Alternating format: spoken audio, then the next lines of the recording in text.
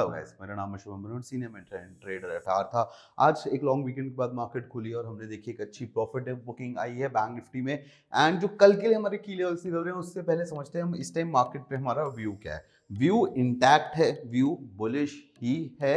अब हम एक प्रॉफिट बुकिंग लाइन में आए हैं, राइट। अब जब भी हमेशा मार्केट ट्रेड करती है एक वेव पैटर्न में ट्रेड करती है, जैसे कि हमने देखा यहाँ से यहाँ गई, फिर वापस पुल बैक लिया और अब वापस ऊपर चली गई, अब फिर एक पुल बैक लेने वापस नीचे आ रही है। किस लेवल तक आ सकती है? वो आ सकती है फिबोनाची के 0.618 तक, राइट। अब अगर आप इस स्विंग लो से इस स्विंग हाई तक का एक फिबोनाची को प्लेस करोगे, जो मैंने ऑलरेडी कर रखा है, तो आप देखोगे कि आपका जो 0.618 का रेंज निकलता है वो निकलता है 46,612।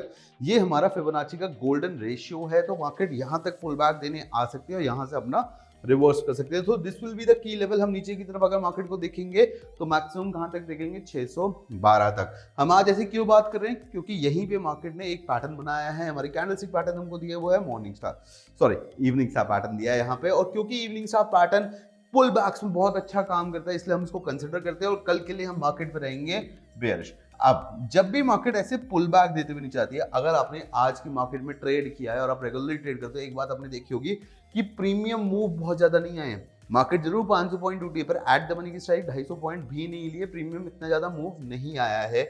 और हमेशा ऐसा ही होता है, जब भी मार्केट बुलिश होती है और एक पुल बैक देने के लिए एक प्रॉफिट बुकिंग दिखाती है तो धीरे नीचे आती है, साइडवेज होकर आती है। कल भी हमारा व्यू ये रहेगा कि मार्केट साइडवेज टू बेरिश रहेगी।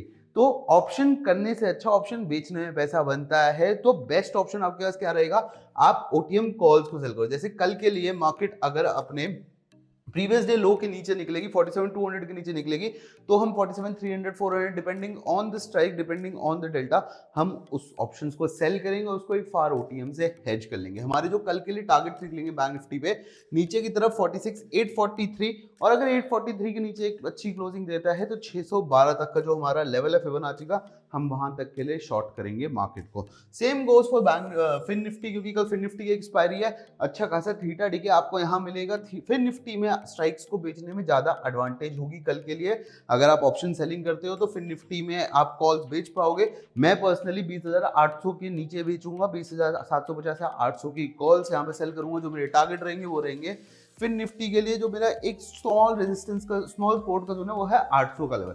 800 पे आ सकता है, हो सकता है मार्केट आए और साइडवेज हो जाए। तो अगर 800 के नीचे निकल जाएगी तो भैया हम बनाएंगे सीधा सीधा एक क्रेडिट स्प्रेड 750 का या फिर 700 तक के स्प्रेड्स के टारगेट के लिए। जो फिन निफ्टी का फिबोनाची का लेवल है वो जाता है हमारा 20557 तक। सो बेसिकली अगर 800 पे आके हमें दिखता है मार्केट साइड में देते हैं, 800 का स्ट्रैडल डिप्लॉय करना सही लगेगा।